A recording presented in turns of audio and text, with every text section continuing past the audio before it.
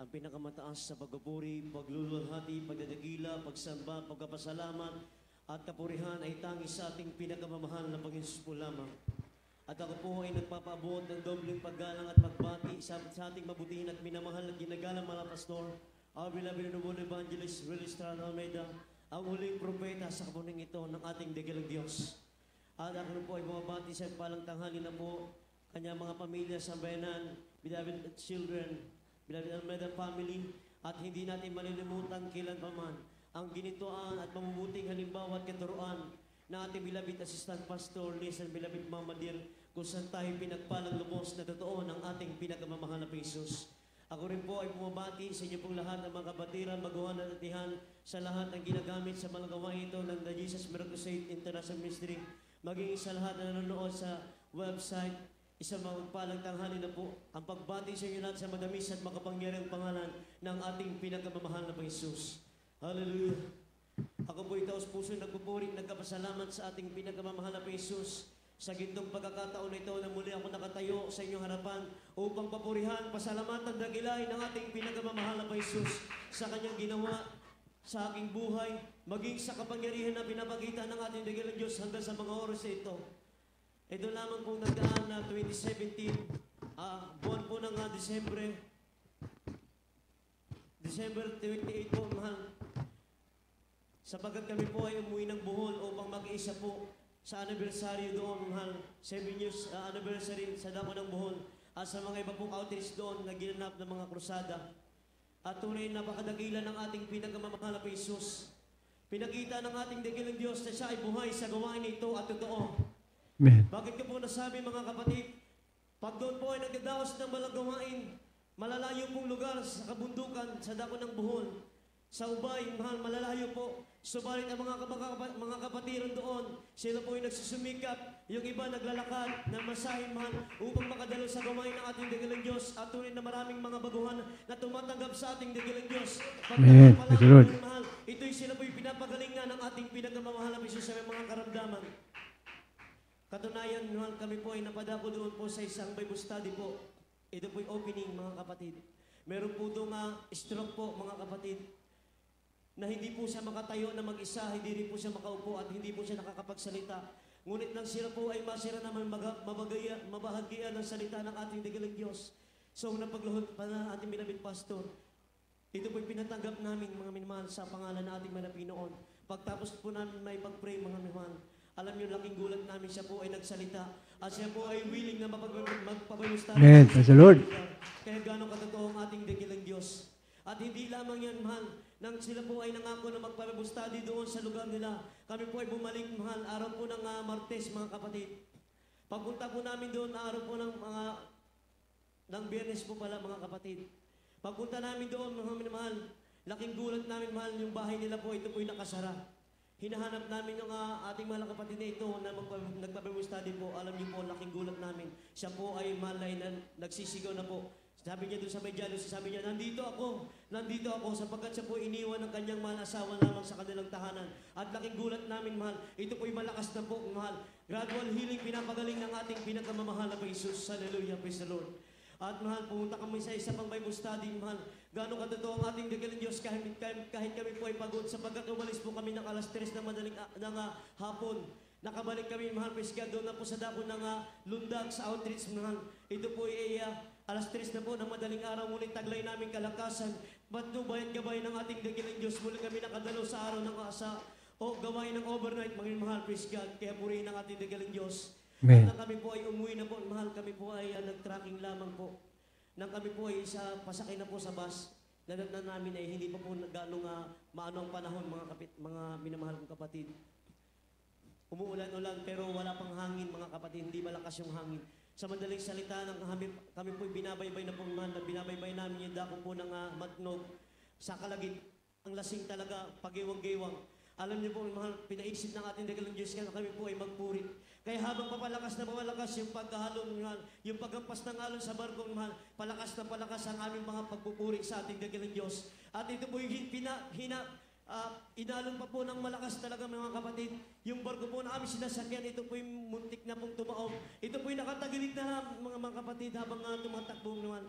Yung mga tao po nagpanik na ron, hindi nila alam ang kanilang gagawin. Yung iba muntik nang tumalon at naglabas ng kanilang mga rosaryo mga kapatid. Ngunit ang mga anak ng Diyos, payapa nagpupuri sa ating pinakamamahal na Jesus. Amen. Praise the Lord. Kami po nangiba sa amin lumuhod na nalangin, tita sa amin ang ating mga kamay. Sa ating dagaling Diyos, kami po'y nagpuri, mahal. At mahal, habang bumabayo ang malakas na alon, mahal, kami po'y nagre-review. Salamat sa ating dagaling Diyos. Yung humampas muli ng malakas na halon, dito naman po sa kaliwa. Kaya naman paghampas ng alon na napakalakas, yung tagilid na barko na muntik nang lumubog, ito po yung muling bumalik sa pagkakatayo. Amen. Praise the Lord. Mahal, praise God. Hindi pa natapos. Patuloy ang pag-alon, ngunit patuloy ang pagpupuri namin mga kapatid, na malaya na lang namin mahal. Kami po ay nasa pangpang na pinarating na kami ng mga luhati ng ating gagaling Diyos. Amen. Praise the Lord. Ang ating gagaling Diyos. Narito ako sa inyo na nagpupuri ng kapasalamat. At mahal, praise God, ang gawain nito ay totoong naghihimala. Yung lamang po, nakarating kami dito, mahal, meron pong Bible study sa Lako ng Mandaluyong. Meron pong isa pong drug addict, mahal, na nasig po doon, mahal. Ito po'y labas-pasok sa bilangguan din po. Siya po'y may karamdaman, sakit sa baga. Siya po'y butot balat na mga mahal. Ayon sa kanyang patotoo, mga kapatid, pag siya po'y naglalakad ng ating dakilang Diyos. Hallelujah, hindi man kami karapat-dapat maging imalingkod. Balagang ko lamang po kung paano ko tinawag ng ating dakilang Diyos sa gawa nito. Ang aking malingkod po ay isang kabataan na labas-pasok sa bilangguan sa Lako ng Mandaluyong, maging sa ibang panig ng mundo ng lugar, mga kapatid. Ako po ay isang talamak na magnanakaw, hold-upper at snatcher, mga kapatid. Ako po'y puspos na maraming bisyo, mahal. Pag kami po ay nang hold up, pag kumita na, ito po'y pinupuhunan namin ng droga at amin pong ibinibenta.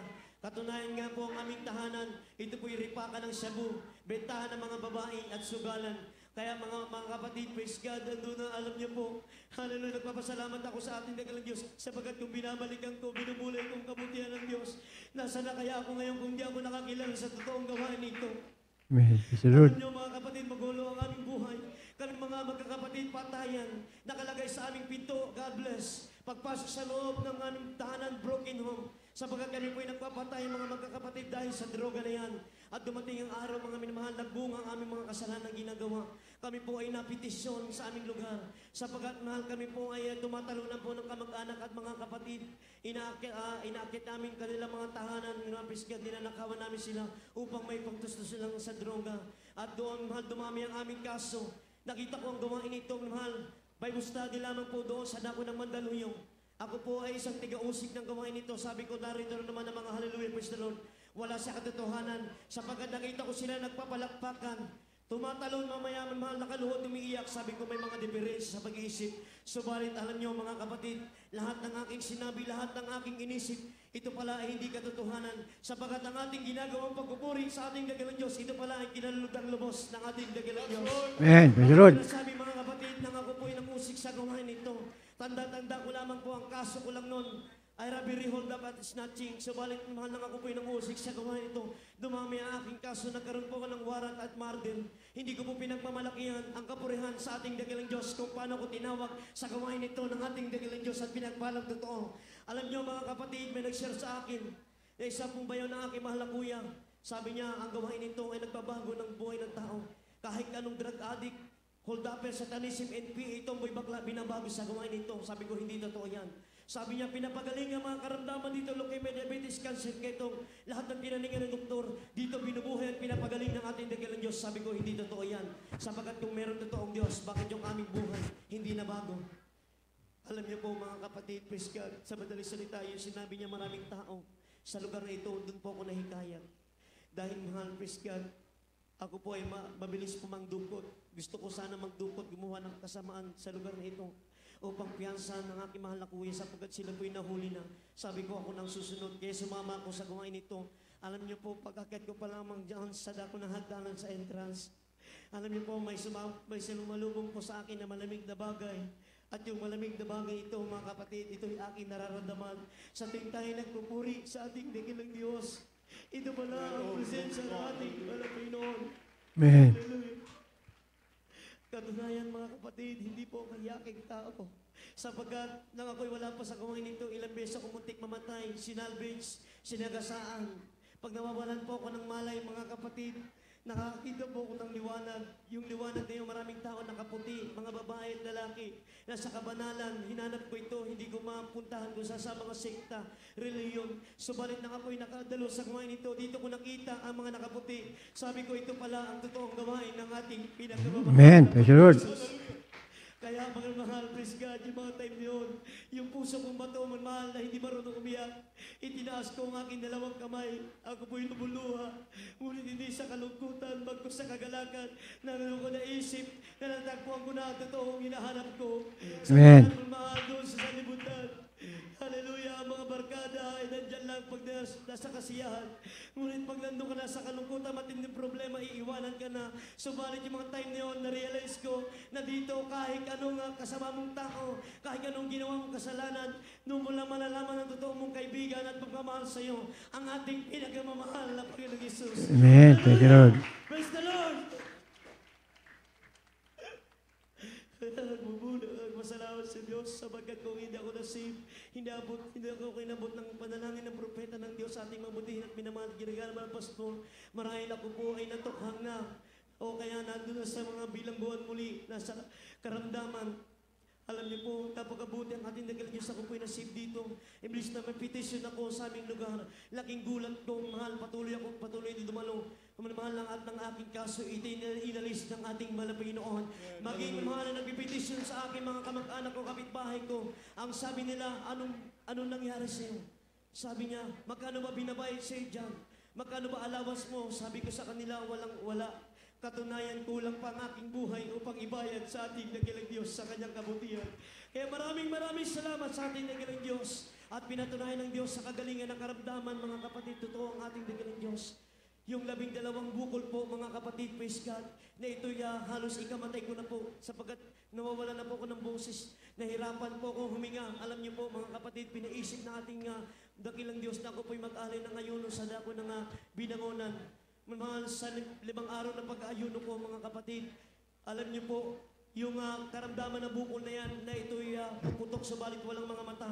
Ito po'y pinagaling isa-isa ng ating dakilang Diyos sa 5 araw na pag-aayuno. Tunay na pagkabuti ng ating dakilang Diyos. Hallelujah, marami pa akong pasalamatan, subalit kulang ang oras na ito, marami pa po magpapatotoo.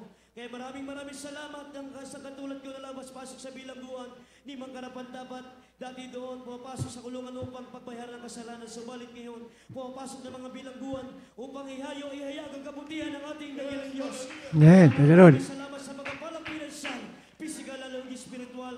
Kaya muli ko pong pinapabuo sa ating dakilang Diyos ang walang hanggang pagpupuri, walang hanggang pagkapasalamat, pagdadakil at pagkabarangal ay tangis sa ating pinakamamahal na pagis mo lamang sa pangalan ni Jesus. Amen. Amen.